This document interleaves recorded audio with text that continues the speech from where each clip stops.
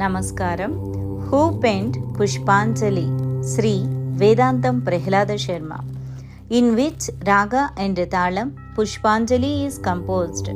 Shankarabharana Ragam and Aditalam.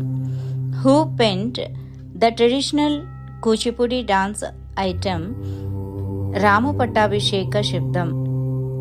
Melattur Bharatam Kashinadhaya. Who penned the traditional dance item Krishna Shabdam? Sri Kotireddy. Name the surnames of Kuchipudi traditional Bhagavatula families.